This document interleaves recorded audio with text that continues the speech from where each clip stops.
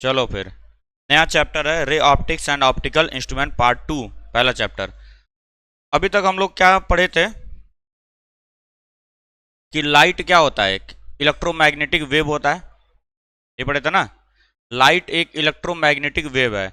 अब वेव सबको पता है, वेव जब प्रोपोगेट करता है कहीं पर भी तो साइनोसोडल बिहेवियर लेकर के प्रोपोगेट करता होगा।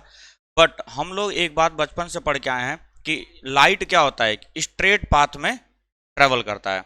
ये बात समझ में आती है हमको, कैसे ट्रेवल करता है। देखो यहाँ पे अगर कोई भी ऑब्जेक्ट है, सपोज करो यहाँ पर मैंने एक बिल्डिंग बनाया हुआ है। क्लास 8th में हाइट एंड डिस्टेंसेज नाम का चैप्टर पढ़े थे, वहाँ शैडो ऑफ अ बिल्डिंग वगैरह करके पढ़ते थे। मान लो सन यहाँ पर है कहीं पर, तो इससे लाइट रे जो निकलेगी वो इस तरीके से निकलेगी स्ट्रेट, और इसका शैडो यहाँ बनता है कि नहीं, ये शैडो बनेगा। तो हमें इंट्यूशन से, मन में हमें देख करके ये बात पता चलती है कि सर लाइट रे जो होगा वो स्ट्रेट पाथ फॉलो करता होगा, तभी शैडो इस तरीके से बना था। क्योंकि जितना लाइट रे ब्लॉक होता है उतने का ही शैडो बनता है, इतनी बार पता होगी। जितनी लाइट रेज कोई बॉडी ब्लॉक कर देता है उतने का ही शैडो बनता है। ये बात सबको पता होगी, शैडो कैसे फॉर्म होता है। जितनी लाइट रे आगे ट्रेवल नहीं कर पा रही है, ठीक है, तुम्हारे शरीर से जितना लाइट रे एब्जॉर्ब कर लिया गया, रुक गया है, उतना का ही क्या बनता है, हमारा शैडो बनता है।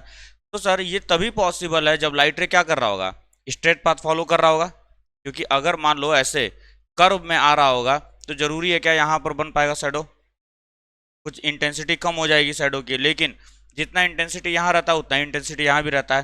डेट मीन्स लाइट क्या कर रहा होगा, एक स्ट्रेट पाथ फॉलो कर रहा होगा। लेकिन लास्ट चैप्टर में हमने पढ़ा था लाइट इज अ विजिबल रे, लाइट की वजह से हम लोग सारी चीजें देख पाते हैं। तो लाइट एक विजिबल रे है, और विजिबल रे क्या है, इलेक्ट्रोमैग्नेटिक का पार्ट है। और इलेक्ट्रोमैग्नेटिक क्या है, वेव है। और वेव सबको पता है साइनोसोडल बिहेवियर शो करता है, साइन वेव के जैसे चलता है, क्योंकि वेवलेंथ होता है उसके अंदर। सही है। तो अभी इस चैप्टर में हम ये मान के चलेंगे, रे ऑप्टिक्स में हम मान के चलेंगे कि लाइट रे जो है स्ट्रेट पाथ फॉलो करता है। अगले चैप्टर में हम जब वेव ऑप्टिक्स पढ़ेंगे तो वहां पर हम ये देखेंगे कि लाइट के अंदर वेव नेचर भी होता है, ड्यूअल नेचर इसीलिए बोला जाता है। लाइट का ड्यूअल नेचर, ड्यूअल नेचर मतलब एक तो पार्टिकल नेचर भी है और वेव नेचर भी है। पार्टिकल का मतलब क्या हुआ, स्ट्रेट पाथ फॉलो कर रहा है, और वेव का मतलब साइनोसोडल बिहेवियर शो कर रहा है। तो इस चैप्टर में हम लोग क्या देख करके चलेंगे कि लाइट जो है स्ट्रेट पाथ फॉलो कर रहा है। अब किसी भी सरफेस पर, किसी भी सरफेस पर अगर मैं लाइट रे को इंसिडेंट करवाता हूं, सपोज करो ये हमारे पास एक ग्लास स्लैब था, मैंने इसके ऊपर लाइट रे को इंसिडेंट कराया, एच न्यू, एच न्यू अगर मैंने लाइट रे को इंसिडेंट करवाया है, तीन चीजें होती हैं यहां पर। एक क्या होगा, बताया भी गया था उस दिन, रिफ्लेक्ट करेगा, ये क्या करेगा, रिफ्लेक्ट करेगा।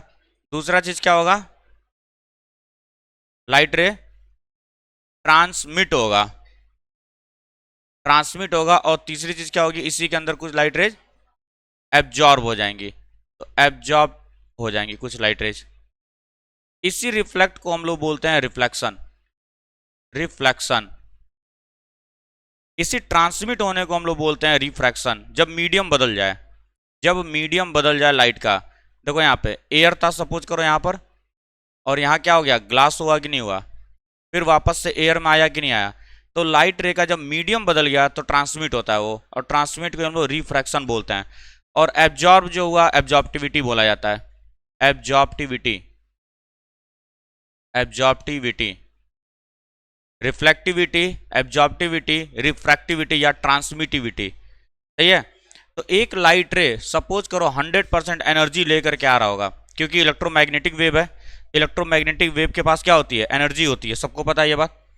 लाइट वेव एक इलेक्ट्रोमैग्नेटिक वेव है, लाइट रे जो है, तो वो क्या करेगा, एनर्जी अपने साथ लेके चलेगा। मैग्नेटिक फील्ड और इलेक्ट्रिक फील्ड की वजह से एनर्जी लेकर के चलता है। तो सपोज कर लेता हूं मैं 100% एनर्जी लेकर के आया, तो कुछ एनर्जी इसमें खर्च हुई, कुछ एनर्जी इसमें खर्च हुई, कुछ एनर्जी इसमें खर्च हुई, टोटल मिला के 100% होना चाहिए कि नहीं होना चाहिए। 100% को इन फ्रैक्शन क्या बोलते हैं हम लोग, 1 बोलते हैं। तो रिफ्लेक्टिविटी को देखो, एब्जॉर्प्टिविटी को हम लोग अल्फा सिंबल से रिप्रेजेंट करते हैं, रिफ्लेक्टिविटी को हम रो सिंबल से रिप्रेजेंट करते हैं, और ट्रांसमिटिविटी को हम लोग टाउ से रिप्रेजेंट करते हैं। तो ये बोला जाता है for any body, alpha plus row plus tau जो होता है वो 1 के बराबर होता है। मतलब ये तीनों जो है एनर्जीज मिला करके 100% होनी चाहिए। ठीक, और ये बात तुम लोग क्लास 11th में थर्मल रेडिएशन वाले चैप्टर में भी पढ़ करके आए थे।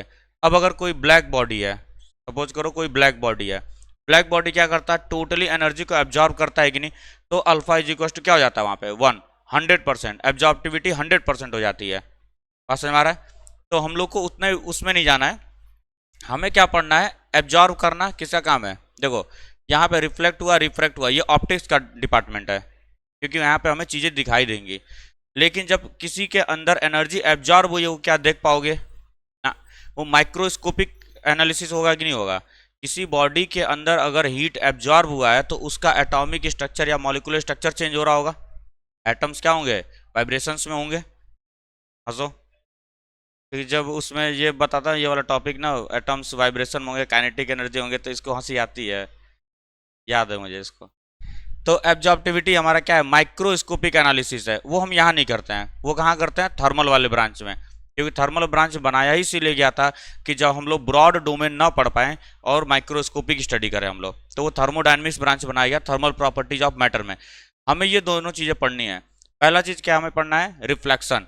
ठीक है, जब लाइट रे क्या हो, जिस मीडियम में आए और उसी मीडियम में रिफ्लेक्ट बैक हो जाए, जिस मीडियम में आ रही है लाइट रे उसी मीडियम में लाइट रे रिफ्लेक्ट बैक हो जाती है, इस प्रोसेस को हम बोलते हैं रिफ्लेक्शन। जब एक लाइट रे किसी एक मीडियम से दूसरे मीडियम में ट्रेवल करता है उसको हम बोलते हैं रिफ्रैक्शन।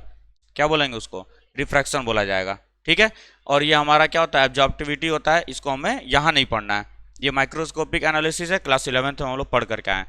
ठीक है, बात समझ में आ गई इतनी। अब क्वेश्चन है एक, रिफ्लेक्शन क्यों होता है, यही ना, रिफ्लेक्शन क्यों हो रहा है सर। देखो हर सरफेस से रिफ्लेक्शन नहीं होता है, ये बात पता है। जब शाइनी सरफेस होगी हमारे पास तभी रिफ्लेक्शन होता है। जैसे मान लो कि मैं ये डस्टर लेकर के जा करके सनलाइट में रख दूं, तो क्या रिफ्लेक्शन होगा, इससे नहीं होगा। तो जिन बॉडीज में, जो बॉडीज एनर्जी एब्जॉर्व नहीं कर पाती हैं, सरफेस जिनका शाइनी होता है, तो एनर्जी जब आता है हीट एनर्जी, तो सबको पता है, अगले चैप्टर में पढ़ेंगे हम लोग, जो हीट एनर्जी आता है वो पैकेट्स के फॉर्म में आता है, फोटॉन्स के फॉर्म में। ठीक है, तो फोटॉन्स जब आते हैं सरफेस पे तो हम लोग ये महसूस कर सकते हैं कि एक कोलिजन होता है वहाँ पे। ठीक है, और हम ये मान के चलते हैं कि अगर क्या है, शाइनी सरफेस है, बिल्कुल बढ़िया स्मूथ एंड शाइनी सरफेस है, तो जो कोलिजन होता है वो हमारा इलास्टिक कोलिजन होता है। तो जो भी एनर्जी हमारी इंसिडेंट होती है वो सरफेस पर आकर के बाउंस बैक कर जाती है वो। ठीक है, और ये चीज़ तुम लोग लास्ट ईयर पढ़ के भी आए हो कि इलास्टिक कोलिजन में क्या होता है, जितना एंगल से इंसिडेंट होता है उतने ही एंगल से रिफ्लेक्ट बैक होता है वो। ठीक है, क्योंकि सरफेस को मैंने ऐसा रखा है, तो लाइट रे जरूरी थोड़ी है सन से एक ही लाइट रे निकल करके आएगी, कुछ लाइट रे कुछ एंगल बना के आ रही होंगी, कुछ लाइट रे सीधा परपेंडिकुलर भी आ रही होंगी। तो जो एंगल बना करके आती हैं वो वही एंगल बना करके यहाँ से भी निकल जाती हैं। और दूसरा चीज़ ये भी हम बोल सकते हैं कि लाइट रे को, जैसे हमको सबको पता है कि साइनोसोडल बिहेवियर शो करता है, तो सर क्यों आप ये बोल रहे हैं कि ये क्या है, स्ट्रेट पाथ फॉलो कर रहा है। जैसे यहाँ पे हम लोग रे ऑप्टिक्स में या बचपन से जितना भी तुम लोग रिफ्लेक्शन और फिनोमेना पढ़े हो, सारों में यही बनाया गया ना, स्ट्रेट लाइन बनाते थे।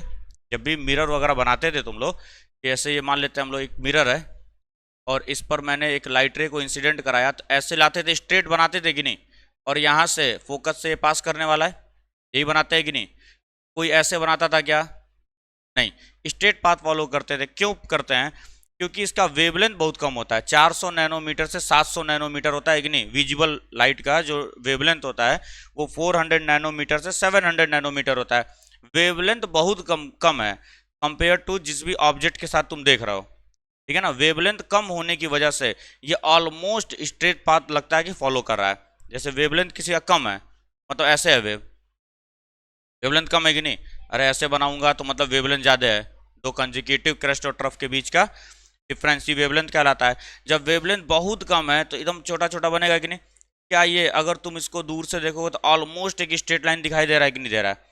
तो यही रीजन होता है कि हम लोग क्या करते हैं कि लाइट का वेवलेंथ जो है, विजिबल लाइट का वेवलेंथ बहुत कम होता है, 400 नैनोमीटर से 700 नैनोमीटर तक का। ठीक है, इस वजह से हम मान करके चलते हैं क्या है, लाइट वेव्स जो है हमारी, जो लाइट रेज आ रही हैं वो एक स्ट्रेट पाथ फॉलो करती हैं। ठीक है, लेकिन अगले चैप्टर में हम लोग पढ़ेंगे भी इस चीज़ को कि वेव नेचर होता है, एक्चुअल में वेव होता है वो, वेव का फॉर्मेशन होता है, उसी से हम लोग बताते हैं पोलराइजेशन डिफ्रैक्शन के फिनोमिना को। जैसे मान लो मैं यहाँ पे खड़े होकर के कोई चीज़ बोल रहा हूँ, ठीक है, और दरवाजा है मान लो कहीं पर भी, या दीवार है, दीवार के बगल में भी कोई खड़ा होगा उस साइड जा करके, दूसरी साइड, तो उसको भी आवाज़ सुनाई देगी कि नहीं देगी। मान लो जैसे एक ये रूम था, रूम है, तुम यहाँ पे खड़े होकर कोई चीज़ बोल रहे हो और इस दीवार के पीछे कोई यहाँ पे खड़ा है, क्या इसको भी आवाज़ सुनाई देती है कि नहीं देती है? ऐसा तो है नहीं कि मेरी आवाज़ सिर्फ इसी रूम के अंदर रहेगी, बाहर भी तो जाएगी। तो हम ये मान के चलते हैं डिफ्रैक्शन, देखो आगे अगले चैप्टर में पढ़ा जाएगा, डिफ्रैक्शन जो है एक्चुअल में ये साउंड की प्रॉपर्टी थी। जैसे ये कोई दीवार है, मैं इधर बोल रहा हूँ और यहाँ कोई खड़ा हुआ है, ठीक है, तो हम लोग ये देखे, ऑब्जर्व किए, डेली लाइफ में देखते हैं कि इधर वाले को भी आवाज़ सुनाई देगी जो बाहर है। तो ऐसा क्या हुआ, साउंड वेव यहाँ से चली होगी और यहाँ से घूमेगी नहीं घूमी। और अगर कोई चीज़ स्ट्रेट चल रहा है तो क्या वो घूम पाएगा ना, इसका मतलब वेव होगा। तो वहीं से लिया गया था कि अगर मान लो किसी रूम में मैंने उजाला किया हुआ है तो बाहर तक उजाला जाता है, हल्का फुल्का उजाला बाहर भी दिखाई देता है हमको। तो इसका मतलब क्या हुआ कि सर वो स्ट्रेट पाथ फॉलो नहीं कर रहा हुआ, क्योंकि अगर स्ट्रेट पाथ फॉलो करता तो सीधा लाइट रे जाती, इधर उजाला नहीं होता, इधर उजाला नहीं होता। इसका मतलब लाइट रे अपने आप को थोड़ा बहुत बेंड की होगी, और